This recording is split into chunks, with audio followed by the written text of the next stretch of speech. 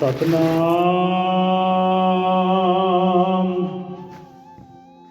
श्री वाहिगुरु साहिब जी।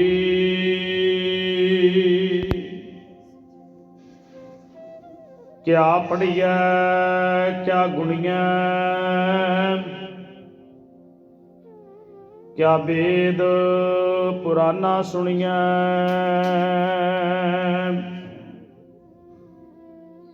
पढ़े सुने क्या होई, जो सहज ना मिलियो सोई।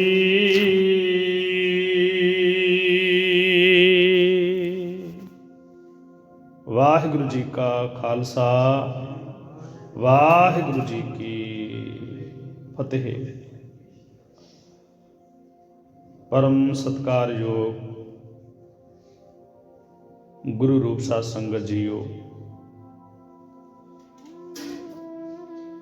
आप ਸਰਬਤ ਸੰਗਤ ਅੰਮ੍ਰਿਤ ਵੇਲੇ ਤੋਂ ਯੁਗੋ ਯੁਗਾ ਟਲ ਹਾਜ਼ਰਾ ਹਜੂਰ ਜਾਹਰਾ ਜਹੂਰ ਹਾਲਤ ਪਲਤ ਕੇ ਰੱਖਿਅਕ ਲੋਕ ਪਰਲੋਕ ਕੇ ਸਹਾਇਕ ਧੰਨ ਗੁਰੂ ਗ੍ਰੰਥ ਸਾਹਿਬ ਸੱਚੇ ਪਾਤਸ਼ਾਹ ਜੀ ਦੇ ਪਾਵਨ ਮੁਬਾਰਕ ਚਰਨਾਂ ਦੇ ਵਿੱਚ ਨਤਮਸਤਕ ਹੋ ਰਹੇ ਹੋ। ਗਰੀਬ ਨਵਾਜ਼ ਜੀ ਨੇ ਪਾਵਨ ਮੁਬਾਰਕ ਬਖਸ਼ਿਸ਼ ਕੀਤੀ ਹੈ। ਮੁਬਾਰਕ ਅੰਗ 655 ਦੇ ਉੱਤੇ ਰਾਗ ਸੋਰਠ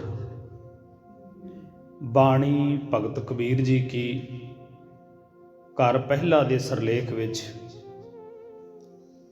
ਸੰਤ ਸ਼੍ਰੋਮਣੀ ਭਗਤ ਕਬੀਰ ਜੀ ਜਿਨ੍ਹਾਂ ਦੀ ਪਾਵਨ ਰਸਨਾ ਤੋਂ ਇਹ ਪਾਵਨ ਸ੍ਰੀ ਮੁਖ ਵਾਕ ਇਤਿਹਾਸ ਦੇ ਮੁਤਾਬਕ ਲਗਭਗ 13ਵੀਂ ਸਦੀ ਦੇ ਵਿੱਚ ਉਚਾਰਨ ਕੀਤਾ ਗਿਆ ਹੈ। ਗਰੀਬ ਨਵਾਜ਼ ਸੱਚੇ ਪਾਤਸ਼ਾਹ ਜੀ ਬਖਸ਼ਿਸ਼ ਕਰਦੇ ਨੇ, ਕਹਿੰਦੇ ਕਿਆ ਪੜ੍ਹੀ ਹੈ ਕਿਆ ਗੁਣੀ ਹੈ। ਕਿਉਂਕਿ ਹਰ ਇੱਕ ਇਨਸਾਨ ਜਦੋਂ ਕਿਸੇ ਵੀ ਉਸਤਾਦ ਦੇ ਪਾਸ ਜਾਂਦਾ ਹੈ ਤੇ ਉਹ ਉਹਨੂੰ ਵਿਦਿਆ ਦਿੰਦਾ ਹੈ, ਤੇ ਜਿਹੜੀ ਵਿਦਿਆ ਹੈ ਜੇਕਰ ਅਸੀਂ ਉਸ ਵਿਦਿਆ ਨੂੰ ਪੜ੍ਹਨ ਦੇ ਕਾਬਿਲ ਹਾਂ ਤੇ ਫਿਰ ਸਾਨੂੰ ਕੁਛ ਨਾ ਕੁਛ ਗਿਆਨ ਪ੍ਰਾਪਤ ਹੋਵੇਗਾ। ਇੱਕ ਇੰਗਲਿਸ਼ ਦਾ ਰਾਈਟਰ ਹੋਇਆ ਚਾਰਲਸ ਬੇਕਨ, ਉਹ ਕਹਿੰਦੇ ਵੀ ਪੜ੍ਹਨ ਦੇ ਨਾਲ ਮਨੁੱਖ ਨੂੰ ਵਿਦਵਤਾ ਆਉਂਦੀ ਹੈ, ਬੰਦੇ ਦੇ ਪਾਸ ਲਤਾਫਤ ਗਿਆਨ ਆਉਂਦਾ ਹੈ। ਤੇ ਕਈ ਵਾਰੀ ਅਸੀਂ ਜਦੋਂ ਬੇਨਤੀ ਕਰਦੇ ਹਾਂ ਵੀ ਭਾਈ ਨਿਤਨੇਮ ਕਰਿਆ ਕਰੋ, ਤੇ ਬਹੁਤੇ ਸਾਰੇ ਸਿੰਘ ਭੈਣਾਂ ਇੱਦਾਂ ਕਹਿ ਦਿੰਦੇ ਆ ਵੀ ਬਾਬਾ ਜੀ ਅਸੀਂ ਤੇ ਅਨਪੜ੍ਹ ਹਾਂ। ਪਰ ਸਤਿਗੁਰੂ ਕਹਿੰਦੇ ਨੇ ਜੋ ਪ੍ਰਾਣੀ ਗੋਬਿੰਦ ਧਿਆਵੈ, ਪੜ੍ਹਿਆ ਅਨਪੜ੍ਹਿਆ ਪਰਮਗਤ ਪਾਵੈ। ਕਹਿਣ ਲੱਗੇ ਬਹੁਤੇ ਪੜ੍ਹਨ ਦੀ ਬਾਤ ਨਹੀਂ ਹੈ, ਮਤਾ ਕਿਤੇ ਇਹ ਮਨ ਦੇ ਵਿੱਚ ਖਿਆਲ ਹੋਵੇ ਵੀ ਬਹੁਤਾ ਸਾਰਾ ਪੜ੍ਹਨ ਦੇ ਨਾਲ ਕਿਤੇ ਬੰਦੇ ਨੂੰ ਗਿਆਨ ਹੋ ਜਾਂਦਾ ਹੈ, ਜਾਂ ਵੱਡੀਆਂ ਵੱਡੀਆਂ ਡਿਗਰੀਆਂ ਪ੍ਰਾਪਤ ਕਰਨ ਦੇ ਨਾਲ ਯੂਨੀਵਰਸਿਟੀਆਂ ਦੇ ਅੰਦਰ ਪੜ੍ਹਨ ਨਾਲ ਮਨੁੱਖ ਦਾ ਜਿਹੜਾ ਜੀਵਨ ਹੈ ਉਹ ਚੰਗਾ ਬਣ ਜਾਂਦਾ ਹੈ। ਨਹੀਂ, ਪੜ੍ਹਨਾ ਗਿਆਨ ਵਾਸਤੇ ਤੇ ਠੀਕ ਹੈ, ਪਰ ਪੜ੍ਹਨ ਤੋਂ ਅੱਗੇ ਵੀ ਇੱਕ ਹੋਰ ਸਟੇਜ ਹੈ, ਇੱਕ ਅਵਸਥਾ ਹੈ, ਜਿਸ ਅਵਸਥਾ ਦੀ ਬਾਤ ਕਰਦਿਆਂ ਗੁਰੂ ਗ੍ਰੰਥ ਸਾਹਿਬ ਸੱਚੇ ਪਾਤਸ਼ਾਹ ਜੀ ਨੇ ਸੰਤ ਸ਼੍ਰੋਮਣੀ ਭਗਤ ਕਬੀਰ ਜੀ ਮਹਾਰਾਜ ਜੀ ਦਾ ਪਾਵਨ ਸ੍ਰੀ ਮੁਖ ਵਾਕ ਸਾਡੀ ਝੋਲੀ ਦੇ ਵਿੱਚ ਪਾਇਆ ਹੈ। ਸਤਿਗੁਰੂ ਆਸਾ ਜੀ ਕੀ ਵਾਰ 'ਚ ਕਹਿੰਦੇ ਜੇਕਰ ਨਿਰੇ ਪੜ੍ਹਨ ਦੇ ਨਾਲ ਗੱਲ ਬਣਦੀ ਹੋਵੇ ਤੇ ਪੜ੍ਹ ਪੜ੍ਹ ਗੱਡੀ ਲੱਦੀ ਹੈ, ਪੜ੍ਹ ਪੜ੍ਹ ਭਰੀ ਹੈ ਸਾਥ, ਪੜ੍ਹ ਪੜ੍ਹ ਬੀੜੀ ਪਾਈ ਹੈ, ਪੜ੍ਹ ਪੜ੍ਹ ਗੱਡੀ ਹੈ ਖਾਤ, ਪੜ੍ਹੀ ਹੈ ਜੇਤੇ ਬਰਸ ਬਰਸ, ਪੜ੍ਹੀ ਹੈ ਜੇਤੇ ਮਾਸ, ਪੜ੍ਹੀ ਹੈ ਜੇਤੀ ਆਰਜਾ, ਪੜ੍ਹੀ ਹੈ ਜੇਤੇ ਸਾਸ। ਪਰ ਸਤਿਗੁਰੂ ਕਹਿੰਦੇ ਨਾਨਕ ਲੇਖੈ ਇੱਕ ਗੱਲ, ਹੋਰ ਹਉਮੈ ਚਖਣਾ ਚਾਖ। ਬਹੁਤੀ ਵਿਦਿਆ, ਬਹੁਤੀ ਪੜ੍ਹਾਈ, ਬਹੁਤੇ ਗਿਆਨ ਦਾ ਜਿਹੜਾ ਪ੍ਰਦਰਸ਼ਨ ਕਰਨਾ ਹੈ ਉਹ ਅਹੰਕਾਰ ਤੇ ਹੋ ਸਕਦਾ ਹੈ, ਸੋਝੀ ਨਹੀਂ ਹੋ ਸਕਦੀ। ਪਿਛਲੇ ਦਿਨੀ ਮੈਂ ਦੀਵਾਨ ਦੇ ਵਿੱਚ ਬੇਨਤੀ ਕਰੀ ਸੀ ਕਿ ਕਲਕੱਤੇ ਦੇ ਨੇੜੇ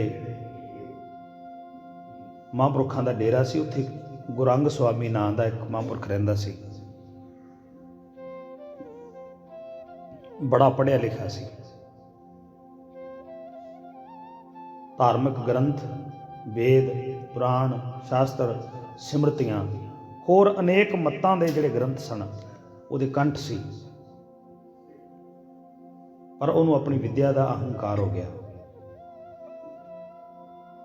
ਤੇ ਵਿਦਿਆ ਦੇ ਅਹੰਕਾਰ ਵਿੱਚ ਉਹ ਇੱਕ ਤੋਂ ਦੂਸਰੀ ਜਗ੍ਹਾ, ਦੂਸਰੀ ਤੋਂ ਤੀਸਰੀ ਜਗ੍ਹਾ ਜਾਂਦਾ, ਵੱਡੀਆਂ ਵੱਡੀਆਂ ਕਨਵੈਨਸ਼ਨਾਂ ਕਰਦਾ, ਲੋਕਾਂ ਨਾਲ ਗੱਲਬਾਤ ਕਰਦਾ ਤੇ ਧਰਮ ਦੇ ਵਿਸ਼ੇ ਤੇ, ਰਾਜਨੀਤੀ ਦੇ ਵਿਸ਼ੇ ਤੇ ਲੋਕਾਂ ਨੂੰ ਆਪਣੇ ਗਿਆਨ ਦਾ ਲੋਹਾ ਮਨਵਾਉਂਦਾ। ਪਰ ਇੱਕ ਦਿਨ ਅਚਾਨਕ ਕਿਤੇ ਉਹ ਇਸੇ ਤਰ੍ਹਾਂ ਦੀ ਗੱਲਬਾਤ ਵਾਸਤੇ ਜਾ ਰਿਹਾ ਹੈ, ਦਰਿਆ ਪਾਰ ਕਰਕੇ ਜਾਣਾ ਸੀ ਤੇ ਬੇੜੀ ਦੇ ਅੰਦਰ ਬੈਠ ਗਏ। ਬੇੜੀ ਦੇ ਅੰਦਰ ਬੈਠੇ ਤੇ ਗੁਰੰਗ ਸੁਆਮੀ ਨੇ ਸੋਚਿਆ ਵੀ ਹੋ ਸਕਦਾ ਕੋਈ ਸਮਾਂ ਜਿਹੜਾ ਸੌਖਾ ਲੰਘ ਜਾਏਗਾ, ਕੋਈ ਗੱਲਬਾਤ ਕਰਨ ਵਾਲਾ ਮੈਨੂੰ ਮਿਲ ਜਾਵੇ। ਤੇ ਜਿੱਥੇ ਚੱਪੂ ਜਿਹੜਾ ਚਲਾਉਂਦਾ ਹੈ, ਮਲਾਹ ਜਿਹੜਾ, ਮਲਾਹ ਦੇ ਉੱਚੀ ਜਗ੍ਹਾ ਦੇ ਨਾਲ ਥੋੜ੍ਹੀ ਜਿਹੀ ਨੀਵੀਂ ਜਗ੍ਹਾ ਹੁੰਦੀ ਹੈ, ਉੱਥੇ ਇੱਕ ਸਾਦੇ ਲਿਬਾਸ ਦੇ ਵਿੱਚ ਮਹਾਂਪੁਰਖ ਸਾਧੂ ਬੈਠਾ ਹੈ ਤੇ ਗੁਰੰਗ ਸੁਆਮੀ ਉਹਦੇ ਕੋਲ ਜਾ ਕੇ ਬੈਠ ਗਿਆ। ਉਹਨੂੰ ਕਹਿਣ ਲੱਗਾ ਵੀ ਤੁਹਾਨੂੰ ਪਤਾ ਜੀ ਮੈਂ ਕੌਣ ਹਾਂ? ਉਹ ਕਹਿਣ ਲੱਗੇ ਜੀ ਮੈਂ ਤੁਹਾਨੂੰ ਨਹੀਂ ਜਾਣਦਾ, ਕਿਉਂਕਿ ਵਿਦਿਆ ਦਾ ਅਹੰਕਾਰ ਸੀ ਵੀ ਮੈਨੂੰ ਸਾਰੇ ਜਾਣਦੇ ਨੇ। ਉਹਨੂੰ ਸਲਾਮ ਦੁਆ ਨਹੀਂ ਕੀਤੀ, ਕਿਉਂਕਿ ਜਦੋਂ ਮਨੁੱਖ ਅਹੰਕਾਰੀ ਹੋ ਜਾਂਦਾ ਨਾ ਜੀ, ਅਹੰਕਾਰੀ ਮਨੁੱਖ ਹਮੇਸ਼ਾ ਹਰ ਇੱਕ ਨੂੰ ਆਪਣੇ ਤੋਂ ਛੋਟਾ ਸਮਝਦਾ ਹੈ। ਇਹ ਨਿਸ਼ਾਨੀ ਹੈ। ਜਦੋਂ ਬੰਦਾ ਅਹੰਕਾਰੀ ਹੋ ਜਾਂਦਾ ਹੈ ਉਦੋਂ ਆਪਣੇ ਤੋਂ ਛੋਟਾ ਸਮਝਦਾ ਹਰ ਇੱਕ ਨੂੰ, ਆਪਣੇ ਗਿਆਨ ਨੂੰ, ਆਪਣੀ ਸੋਝੀ ਨੂੰ, ਆਪਣੀ ਬੋਲ ਬਾਣੀ ਨੂੰ, ਆਪਣੇ ਫੈਸਲਿਆਂ ਨੂੰ ਉਹ ਵੱਡਾ ਮੰਨਦਾ ਹੈ। ਤੇ ਅਹੰਕਾਰੀ ਮਨੁੱਖ ਹਮੇਸ਼ਾ ਕਿਸੇ ਆਪਣੇ ਤੋਂ ਛੋਟੇ ਦੀ ਭਾਲ ਕਰਦਾ ਹੈ, ਜਿਹਦੇ ਉੱਤੇ ਉਹ ਗੱਲਬਾਤ ਆਪਣੀ ਥੋਪ ਸਕੇ। ਤੇ ਜਦੋਂ ਕਿਤੇ ਉਹਨੂੰ ਬਰਾਬਰ ਦਾ ਮਿਲ ਜਾਂਦਾ ਅੱਗੋਂ, ਤੇ ਫਿਰ ਉਹਦੇ ਮਨ ਦੇ ਵਿੱਚ ਕ੍ਰੋਧ ਆ ਜਾਂਦਾ ਹੈ, ਗੁੱਸਾ ਆ ਜਾਂਦਾ ਹੈ। ਤੇ ਜਿਹੜਾ ਗੁੱਸਾ ਹੈ ਉਹ ਮਨੁੱਖ ਦੇ ਵਿਚਾਰਾਂ ਨੂੰ, ਮਨੁੱਖ ਦੀ ਸਮਝ ਨੂੰ, ਮਨੁੱਖ ਦੀ ਸੋਚ ਨੂੰ ਖਾ ਜਾਂਦਾ ਹੈ। ਸਤਿਗੁਰੂ ਕਹਿੰਦੇ ਕਾਮ ਕ੍ਰੋਧ ਕਾਇਆ ਕੋ ਗਾਲੈ, ਜੌਂ ਕੰਚਨ ਸੁਹਾਗਾ ਢਾਲੈ। ਗੁਰੰਗ ਸਵਾਮੀ ਨੂੰ ਉਹ ਸਾਧੂ ਨੇ ਕਿਹਾ, ਕਹਿਣ ਲੱਗੇ ਮੈਂ ਨਹੀਂ ਤੁਹਾਨੂੰ ਜਾਣਦਾ। ਕਹਿਣ ਲੱਗੇ ਮੇਰਾ ਨਾਮ ਗੌਰੰਗ ਹੈ, ਮੈਂ ਹੀ ਤੁਹਾਨੂੰ ਦੱਸ ਦੇਣਾ, ਔਰ ਮੈਂ ਧਰਮ ਦੇ ਵਿਸ਼ੇ ਤੇ ਚਰਚਾਵਾਂ ਕਰਦਾ, ਕਥਾ ਕਰਦਾ। ਮੈਂ ਵੱਡੇ ਵੱਡੇ ਸਮਾਗਮਾਂ ਦੇ ਵਿੱਚ ਜਾ ਕੇ ਮੈਂ ਵਿਦਵਾਨ ਲੋਕਾਂ ਦੇ ਨਾਲ ਗੱਲਬਾਤ ਕਰਦਾ ਤੇ ਧਰਮ ਦੀ ਉਹਨਾਂ ਨੂੰ ਸੋਝੀ ਦੇਣਾ। ਮੇਰੇ ਬੜਾ ਕੁਝ ਯਾਦ ਹੈ। ਤੇ ਉਹ ਸਾਧੂ ਨੇ ਸੁਭਾਵ ਕੀ ਕਿਹਾ, ਕਹਿਣ ਲੱਗੇ ਬੜਾ ਕੁਝ ਤੁਹਾਨੂੰ ਯਾਦ ਹੈ, ਪਰ ਮੈਂ ਚਾਹੁੰਦਾ ਵੀ 2 ਸ਼ਬਦ ਤੁਸੀਂ ਹੋਰ ਵੀ ਯਾਦ ਕਰ ਲਓ। ਕਹਿਣ ਲੱਗਾ ਕਿਹੜੇ? ਕਹਿਣ ਲੱਗੇ ਜੀ ਰਾਮ, ਪਰਮੇਸ਼ਰ, ਅਕਾਲ ਪੁਰਖ ਵਾਹਿਗੁਰੂ। ਕਹਿਣ ਲੱਗੇ ਤੁਸੀਂ ਜਦੋਂ ਹੁਣ ਇਸ ਬੇੜੀ ਦੇ ਵਿੱਚ ਉਤਰੋਗੇ ਤੇ ਰਾਮ ਕਹਿ ਕੇ ਪਰਮੇਸ਼ਰ ਨੂੰ ਚੇਤੇ ਕਰਕੇ ਅੱਗੇ ਚੱਲ ਪੈਣਾ, ਤੇ ਜਦੋਂ ਤੁਸੀਂ ਉੱਥੇ ਜਾਓਗੇ ਉੱਥੇ ਗੱਲਬਾਤ ਕਰੋਗੇ, ਮਿਲੋਗੇ, ਤੇ ਗੱਲਬਾਤ ਦੀ ਸਮਾਪਤੀ ਤੋਂ ਬਾਅਦ ਪਰਮੇਸ਼ਰ ਅਕਾਲ ਪੁਰਖ ਵਾਹਿਗੁਰੂ ਨੂੰ ਚੇਤੇ ਕਰਨਾ ਹੈ, ਰਾਮ ਜਪਣਾ ਹੈ, ਰਾਮ ਕਹਿਣਾ ਹੈ। ਉਹ ਕਹਿਣ ਲੱਗਾ ਜੀ ਇਹ ਕੋਈ ਵੱਡੀ ਬਾਤ ਨਹੀਂ ਹੈ ਮੇਰੇ ਵਾਸਤੇ, ਕਿਉਂਕਿ ਅਹੰਕਾਰ ਸੀ, ਵਿਦਿਆ ਦਾ ਅਹੰਕਾਰ ਸੀ।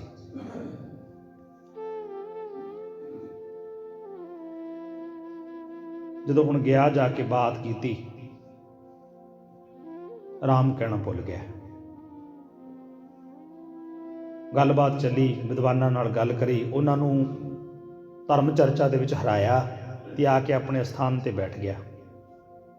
ਜਦੋਂ ਬੈਠਾ ਤੇ ਕਾਫੀ ਸਮੇਂ ਬਾਅਦ ਉਹਨੂੰ ਚੇਤੇ ਆਇਆ ਵੀ ਮੈਂ ਤੇ ਰਾਮ ਨੂੰ ਚੇਤੇ ਕਰਨਾ ਸੀ। ਫਿਰ ਇਤਨੇ ਨੂੰ ਪ੍ਰਸ਼ਾਦਾ ਲੈ ਕੇ ਆ ਗਏ। ਹੁਣ ਪ੍ਰਸ਼ਾਦਾ ਛਕਣ ਤੋਂ ਪਹਿਲੇ ਰਾਮ ਕਹਿਣਾ ਸੀ, ਪਰ ਨਹੀਂ, ਜ਼ਿਹਨ ਦੇ ਵਿੱਚੋਂ ਉਹ ਬਾਤ ਵਿਸਰ ਗਈ। ਪ੍ਰਸ਼ਾਦਾ ਛਕਿਆ, ਛਕ ਕੇ ਆਰਾਮ ਦੇ ਨਾਲ ਲੇਟ ਗਿਆ। ਕਾਫੀ ਸਮੇਂ ਬਾਅਦ ਖਿਆਲ ਦੇ ਵਿੱਚ ਆਇਆ ਵੀ ਮੈਂ ਤੇ ਰਾਮ ਕਹਿਣਾ ਸੀ। ਹੌਲੀ ਹੌਲੀ ਉਹ ਜਿਹੜਾ ਸ਼ਬਦ ਸੀ, ਉਹ ਸ਼ਬਦ ਐਤਨਾ ਅੰਦਰ ਪ੍ਰਬਲ ਹੋ ਗਿਆ,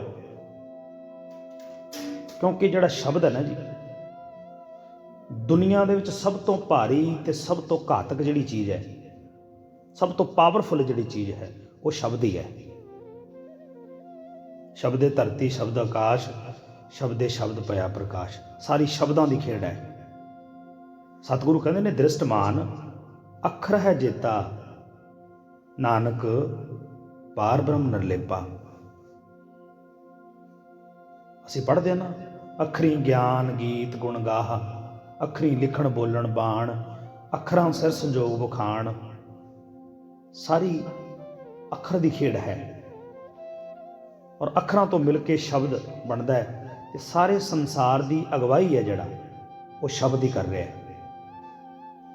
ਬਾਈਬਲ ਦੇ ਵਿੱਚ ਵੀ ਸ਼ਬਦ ਨੇ, ਗੀਤਾ ਦੇ ਵਿੱਚ ਵੀ ਸ਼ਬਦ ਨੇ, ਗੁਰੂ ਗ੍ਰੰਥ ਸਾਹਿਬ ਦੇ ਵਿੱਚ ਵੀ ਸ਼ਬਦ ਨੇ। ਜੋ ਮਰਜ਼ੀ ਅਸੀਂ ਜਿਹੜਾ ਮੈਟਾਫੋਰਸ ਹੈ ਜਿਹੜਾ ਅਸੀਂ ਪੜ੍ਹਦੇ ਹਾਂ, ਸਾਰਾ ਸ਼ਬਦ ਹੀ ਹੈ। ਤੇ ਸਤਿਗੁਰੂ ਕਬੀਰ ਜੀ ਨੇ ਕਹਿ ਦਿੱਤਾ, ਕਹਿੰਦੇ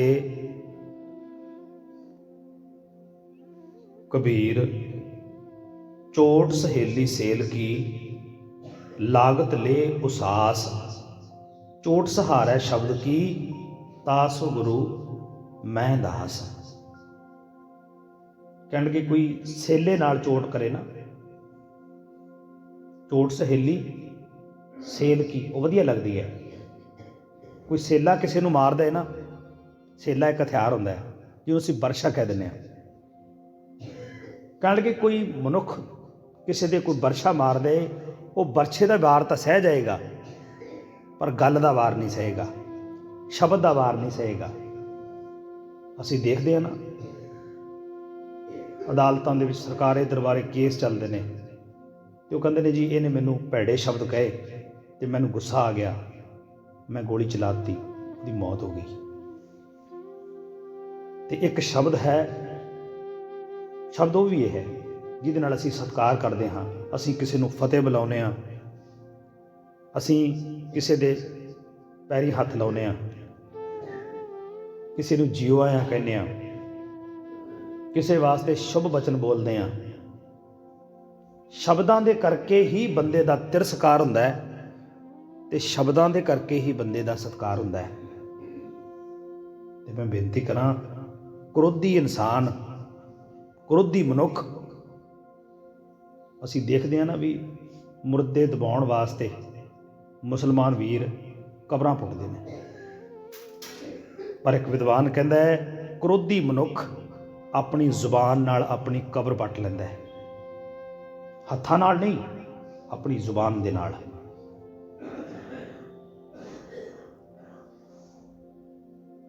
ਹੁਣ ਕ੍ਰੋਧ ਆ ਗਿਆ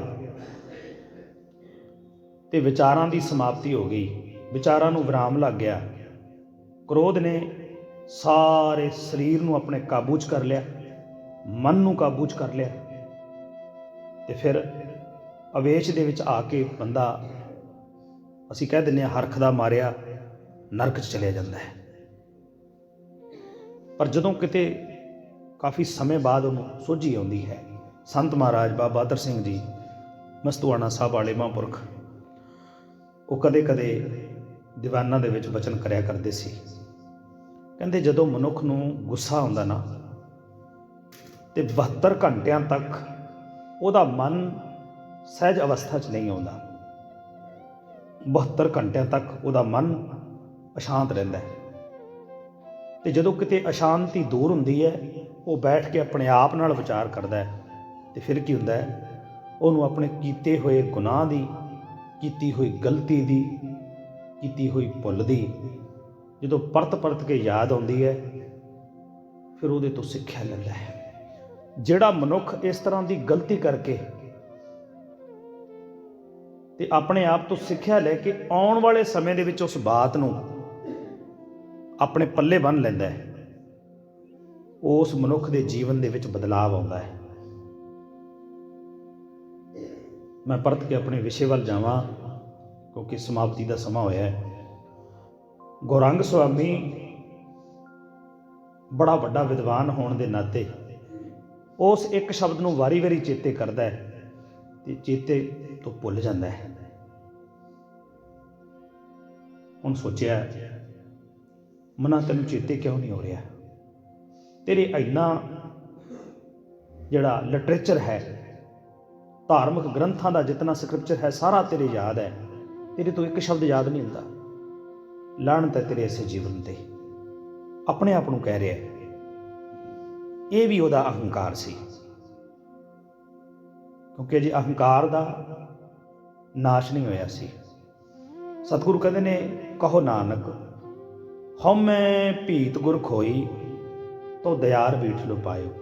ਜਿਤਨੀ ਦੇਰ ਤੱਕ ਮਨੁੱਖ ਦੇ ਅੰਦਰੋਂ ਅਹੰਕਾਰ ਦੀ ਕੰਧ ਨਹੀਂ ਨਾ ਡਿੱਗਦੀ, ਨਿਰੰਕਾਰ ਨਾਲ ਮੇਲਾ ਨਹੀਂ ਹੁੰਦਾ।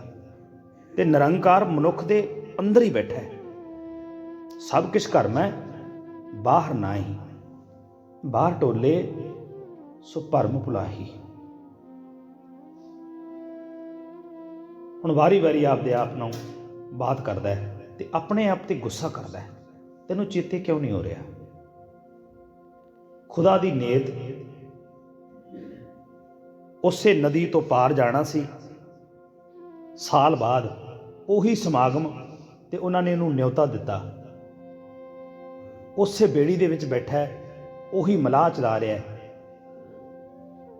ਹੁਣ ਹੋਇਆ ਕਿ ਜਿਵੇਂ ਹੀ ਬੇੜੀ ਨਦੀ ਦੇ ਵਿਚਾਲੇ ਧਾਰ ਵੱਲ ਜਾ ਰਹੀ ਹੈ ਨਾ, ਉਵੇਂ ਅੰਦਰ ਵਿਚਾਰ ਚੱਲਦੇ ਨੇ। 1 ਸਾਲ ਹੋ ਗਿਆ, ਤੈਨੂੰ ਕਿਸੇ ਨੇ ਇੱਦਾਂ ਕਿਹਾ ਸੀ ਵੀ ਆਹ ਸ਼ਬਦ ਚੇਤੇ ਕਰਨਾ ਹੈ, ਤੇ ਸਾਲ ਭਰ ਹੋ ਗਿਆ, ਤੇਰੇ ਹਜੇ ਚੇਤੇ ਨਹੀਂ ਹੋਇਆ। ਤੇਰੇ ਨਾਲ ਦਾ ਬੁੱਧੂ ਤੇ ਮੂਰਖ ਮਨੁੱਖ ਪੂਰੀ ਦੁਨੀਆ 'ਚ ਨਹੀਂ ਹੈ। ਤੇ ਐਸੇ ਜੀਵਨ ਤੋਂ ਵੀ ਕੀ ਕਰਵਾਉਣਾ ਹੈ, ਜਿਹੜੇ ਜੀਵਨ ਨੂੰ 2 ਸ਼ਬਦ ਯਾਦ ਨਹੀਂ ਹੋਏ, ਕਿਉਂਕਿ ਹਉਮੈ ਨੂੰ ਚੋਟ ਲੱਗੀ। ਹਰ ਇੱਕ ਮਨੁੱਖ ਆਪਣੇ ਅਹੰਕਾਰ ਨੂੰ ਬਚਾ ਕੇ ਰੱਖਦਾ ਹੈ, ਅਹੰਕਾਰ ਨੂੰ ਪਾਲਦਾ ਆਪਣੇ ਅੰਦਰ। ਤੇ ਜਦੋਂ ਕਿਤੇ ਅਹੰਕਾਰ ਨੂੰ ਠੇਸ ਲੱਗਦੀ ਹੈ, ਉਹ ਅੱਗ ਬਬੂਲਾ ਹੋ ਜਾਂਦਾ ਹੈ। ਅੱਗ ਬਬੂਲਾ ਹੋ ਜਾਂਦਾ ਹੈ। ਹੁਣ ਆਪਣੇ ਆਪ ਤੇ ਰੋਸ ਕਰਦਾ ਹੈ ਤੇ ਸਮਾਂ ਆ ਗਿਆ, ਸੋਚਦਾ ਹੈ ਮਨਾ ਐਸੇ ਜੀਵਨ ਤੋਂ ਵੀ ਕੀ ਕਰਵਾਉਣਾ ਹੈ। ਜਿਵੇਂ ਹੁਣ ਕਿਸ਼ਤੀ ਥੋੜ੍ਹੀ ਜਿਹੀ ਅੱਗੇ ਜਾਵੇਗੀ ਤੇ ਵਹਿੰਦੇ ਪਾਣੀ ਦੀ ਡੂੰਘਾਈ ਵਾਲੀ ਧਾਰ ਦੇ ਵਿੱਚ ਮੈਂ ਛਾਲ ਮਾਰ ਕੇ ਆਤਮ ਹੱਤਿਆ ਕਰ ਲੈਣੀ ਹੈ। ਅਸੀਂ ਦੇਖਦੇ ਹਾਂ ਨਾ, ਸੁਸਾਈਡ ਨੋਟ ਲਿਖ ਕੇ ਜਾਂਦੇ ਨੇ ਕਈ, ਐਦਾਂ ਨਹੀਂ ਹੋਇਆ ਤਾਂ ਕਰਕੇ ਮੈਂ ਸੁਸਾਈਡ ਕਰ ਰਿਹਾ, ਮੇਰੀ ਮੌਤ ਦਾ ਜ਼ਿੰਮੇਵਾਰ ਫਲਾਣਾ ਸਿੰਘ ਹੈ, ਜਾਂ ਇਸ ਕਾਰਨ ਕਰਕੇ ਮੇਰੀ ਮੌਤ ਹੋ ਰਹੀ ਹੈ। ਅਤੇ ਜੇਕਰ ਅਸੀਂ ਉਸ ਕਾਰਨ ਨੂੰ ਬਚੀਏ ਨਾ, ਅਹੰਕਾਰ ਤੋਂ ਸਿਵਾਏ ਕੁਝ ਵੀ ਨਹੀਂ ਹੋਵੇਗਾ। ਮੈਂ ਇੱਦਾਂ ਚਾਹੁੰਦਾ ਸੀ, ਇੱਦਾਂ ਨਹੀਂ ਹੋਇਆ, ਇਸ ਕਰਕੇ ਮੈਂ ਸੁਸਾਈਡ ਕਰ ਰਿਹਾ। ਮਨੁੱਖ ਦੇ ਦੁੱਖ ਦਾ ਕਾਰਨ ਵੀ ਇਹ ਹੈ ਕਿ ਉਹ ਦੂਜਿਆਂ ਤੋਂ ਉਪੇਕਸ਼ਾ ਵਾਲੀ ਕਰਦਾ ਹੈ, ਵੀ ਉਹ ਇਸ ਤਰੀਕੇ ਕਰਨ ਜਿਵੇਂ ਮੈਂ ਕਹਿ ਰਿਹਾ, ਅਤੇ ਜੇ ਉਹ ਨਹੀਂ ਕਰਦੇ ਤਾਂ ਫਿਰ ਮੈਂ ਇੱਕਦਮ ਕੁਇਟ ਕਰਕੇ ਇੱਥੋਂ ਤੱਕ ਕਿ ਸੁਸਾਈਡ ਕਰਨ ਤੱਕ ਦੀ ਨੌਬਤ ਆ ਜਾਂਦੀ ਹੈ। ਇਹੀ ਕਾਰਨ ਹੈ, ਦੂਸਰਾ ਕੋਈ ਕਾਰਨ ਨਹੀਂ ਹੈ। ਹੁਣ ਪੂਰੀ ਤਿਆਰੀ ਕਰ ਲਈ ਵੀ ਮੈਂ ਹੁਣ ਛਾਲ ਮਾਰ ਕੇ ਤੇ ਆਪਣੀ ਜਾਨ ਦੇ ਦੇਣੀ ਹੈ, ਆਤਮ ਹੱਤਿਆ ਕਰ ਲੈਣੀ ਹੈ। ਉਹ ਤਿਆਰੀ ਦੇ ਵਿੱਚ ਹੋਇਆ, ਮਲਾਹ ਵੱਲ ਉਹਨੇ ਧਿਆਨ ਮਾਰਿਆ। ਮਲਾਹ ਆਪਣੀ ਮੌਜ ਦੇ ਵਿੱਚ ਬੇੜੀ ਨੂੰ ਚੱਪੂ ਮਾਰੀ ਜਾ ਰਿਹਾ, ਚਲਾ ਰਿਹਾ ਗਾਂ ਨੂੰ ਦੂਸਰੇ ਕਿਨਾਰੇ ਵੱਲ। ਤੇ ਹੁਣ ਸਮਾਂ ਆ ਗਿਆ, ਜਿਵੇਂ ਉਹਨੇ ਮਲਾਹ ਵੱਲ ਧਿਆਨ ਮਾਰਿਆ ਤੇ ਮਲਾਹ ਦੇ ਨਾਲ ਉਸੇ ਜਗ੍ਹਾ ਤੇ ਉਹ ਸਾਧੂ ਬੈਠਾ ਜਿਹੜਾ ਸਾਲ ਪਹਿਲੇ ਮਿਲਿਆ ਸੀ। ਹੁਣ ਸਮਾਂ ਚੇਤੇ ਨਹੀਂ ਰਿਹਾ। ਸਾਧੂ ਨੂੰ ਵੇਖਿਆ, ਸਭ ਕੁਝ ਭੁੱਲ ਗਿਆ, ਉਹਦੇ ਪੈਰਾਂ ਤੇ ਟਹਿ ਪਿਆ। ਉਹ ਆਪਣੀ ਸਮਾਧੀ ਲਾਈ ਬੈਠਾ ਸੀ। ਜਦੋਂ ਪੈਰਾਂ ਨੂੰ ਹੱਥ ਲਾਇਆ, ਇੱਕਦਮ ਉਹਦੀ ਅੱਖ ਖੁੱਲੀ। ਕਹਿਣ ਲੱਗਾ, ਤੁਸੀਂ ਕੌਣ ਹੋ? ਕਹਿਣ ਲੱਗਾ, ਜੀ ਮੈਂ ਤੇ ਕੋਈ ਵੀ ਨਹੀਂ ਹਾਂ, ਮੈਂ ਤੁਹਾਡਾ ਸੇਵਕ ਹਾਂ, ਮੈਂ ਨਿਮਾਣਾ ਹੈ। ਤੁਸੀਂ ਸਾਲ ਪਹਿਲੇ ਮੈਨੂੰ ਇੱਕ ਗੁਰਮੰਤਰ ਦਿੱਤਾ ਸੀ, ਪਰ ਉਹ ਮੇਰੇ ਚੇਤੇ ਨਹੀਂ ਹੋਇਆ। ਮੈਂ ਚਾਹੁੰਦਾ ਸਾਂ ਵੀ ਇਸ ਜੀਵਨ ਲੀਲਾ ਨੂੰ ਮੈਂ ਸਮਾਪਤੀ ਕਰ ਦਿਆਂ, ਪਰ ਹੁਣ ਮੈਂ ਜੀਵਨ ਲੀਲਾ ਸਮਾਪਤ ਕਰਨ ਲੱਗਿਆ। ਮੈਨੂੰ ਮਾਫ਼ ਕਰਿਓ, ਮੈਂ ਅਹੰਕਾਰ ਦੇ ਆਵੇਸ਼ 'ਚ ਆ ਕੇ ਤੁਹਾਨੂੰ ਇਹ ਗੱਲਾਂ ਕਹਿ ਦਿੱਤੀਆਂ ਵੀ ਤੁਸੀਂ ਮੈਨੂੰ ਜਾਣਦੇ ਨਹੀਂ। ਤੁਸੀਂ ਮੈਨੂੰ ਕਿਉਂ ਨਹੀਂ ਜਾਣਦੇ? ਮੇਰਾ ਬੜਾ ਵੱਡਾ ਨਾਮ ਹੈ। ਉਹ ਸਾਧੂ ਕਹਿਣ ਲੱਗਾ, ਪੁੱਤਰ, ਹਉਮੈ ਦੇ ਕਰਕੇ ਤੂੰ ਆਵੇਸ਼ ਦੇ ਵਿੱਚ ਆ ਕੇ ਜੋ ਕੁਝ ਬੋਲਿਆ, ਮੇਰੇ ਤੇ ਚੇਤੇ ਵੀ ਨਹੀਂ ਹੈ, ਪਰ ਤੈਨੂੰ ਆਪਣੀ ਭੁੱਲ ਦਾ ਅਹਿਸਾਸ ਹੈ। ਇਸ ਕਰਕੇ ਜਦੋਂ ਕੋਈ ਮਨੁੱਖ ਆਪਣੀ ਭੁੱਲ ਨੂੰ, ਆਪਣੀ ਗਲਤੀ ਨੂੰ ਆਪਣੇ ਦਿਲ ਦੇ ਅੰਤਰ ਹਿਰਦੇ ਤੋਂ ਉਸ ਨੂੰ ਮੰਨ ਲੈਂਦਾ ਹੈ, ਉਹਦੀ ਭੁੱਲ ਨਹੀਂ ਰਹਿ ਜਾਂਦੀ, ਉਹ ਬਖਸ਼ੀ ਜਾਂਦੀ ਹੈ। ਜਦੋਂ ਇਹ ਬਾਤ ਕਹੀ ਤੇ ਫਿਰ ਪਰਤ ਕੇ ਸਾਧੂ ਨੇ ਸ਼ਬਦ ਕਿਹਾ। ਕਹਿਣ ਲੱਗੇ, ਪੁੱਤਰ, ਅੱਜ ਤੋਂ ਬਾਅਦ ਤੂੰ ਨਹੀਂ ਭੁੱਲੇਗਾ, ਕਿਉਂਕਿ ਤੇਰਾ ਅਹੰਕਾਰ ਇਸ ਗੱਲ ਦੇ ਵਿੱਚ ਬੜੀ ਅੜਚਨ ਲਾ ਰਿਹਾ ਸੀ, ਤੇ ਉਹ ਅਹੰਕਾਰ ਹੁਣ ਤੇਰਾ ਚਕਨਾਚੂਰ ਹੋ ਗਿਆ ਹੈ। ਅਹੰਕਾਰ ਤੇਰਾ ਦੂਰ ਹੋ ਗਿਆ, ਹੁਣ ਤੂੰ ਪਰਮ ਪਵਿੱਤਰ ਹੋ ਗਿਆ। ਇਸ ਕਰਕੇ ਹੁਣ ਤੈਨੂੰ ਉਹ ਗੁਰਮੰਤਰ ਜਿਹੜਾ ਦਿੱਤਾ ਸੀ, ਉਹ ਕਦੀ ਵੀ ਨਹੀਂ ਭੁੱਲੇਗਾ। ਇਸ ਕਰਕੇ ਸਤਿਗੁਰੂ ਕਬੀਰ ਜੀ ਕਹਿੰਦੇ, ਕਿਆ ਪੜ੍ਹੀਐ ਕਿਆ ਗੁਣੀਐ, ਕਿਆ ਵੇਦ ਪੁਰਾਣਾ ਸੁਣੀਐ। ਨਿਰੇ ਪੜ੍ਹਨ ਦੇ ਨਾਲ ਜਾਂ ਨਿਰੀਆਂ ਗਿਣਤੀਆਂ ਮਿਣਤੀਆਂ ਕਰਨ ਦੇ ਨਾਲ ਮੈਂ ਇੰਨੇ ਪਾਠ ਕੀਤੇ ਨੇ ਜੀ, ਮੈਂ ਇਸ ਮਹੀਨੇ ਆਹ ਪਾਠ ਕਰਨਾ ਹੈ, ਜਾਂ ਕਿਸੇ ਨੂੰ ਦੱਸਣ ਦੇ ਨਾਲ, ਉਹਦੇ ਨਾਲ ਕੀ ਹੁੰਦਾ ਹੈ? ਬੰਦਗੀ ਹੈ ਜਿਹੜੀ, ਬੰਦਗੀ ਦਾ ਜਿਹੜਾ ਤਪੋਬਲ ਹੈ, ਜਿਹੜੀ ਉਹਦੀ ਪਾਵਰ ਹੈ, ਤਾਕਤ ਹੈ ਜਿਹੜੀ, ਉਹ ਛਿੰਨ-ਬਿੰਨ ਹੋ ਜਾਂਦੀ ਹੈ। ਦੂਸਰਾ, ਮਨੁੱਖ ਦੇ ਮਨ ਨੂੰ ਅਹੰਕਾਰ ਆਪਣੇ ਕਾਬੂ 'ਚ ਕਰ ਲੈਂਦਾ ਹੈ। ਕੋਈ ਕਿੰਨਾ ਨਿਤਨੇਮ ਕਰਦਾ ਹੈ, ਦੱਸਣ ਦੀ ਕੀ ਲੋੜ ਹੈ? ਕੋਈ ਲੋੜ ਨਹੀਂ। ਗਿਣਨ ਦੀ ਕੀ ਲੋੜ ਹੈ? ਕੋਈ ਲੋੜ ਨਹੀਂ। ਮਹੀਨਿਆਂ ਦੇ ਅਨੁਸਾਰ ਬੰਦਗੀ ਕਰਨੀ, ਦਿਨਾਂ ਦੇ ਅਨੁਸਾਰ ਗੁਰੂ ਘਰ ਆਉਣਾ, ਕੀ ਲੋੜ ਹੈ ਇਸ ਬਾਤ ਦੀ? ਮੈਂ ਇੱਕ ਬੇਨਤੀ ਕਹਿ ਕੇ ਸਮਾਪਤੀ ਕਰਾਂ। ਗਾਲਬ ਨੇ ਜੇ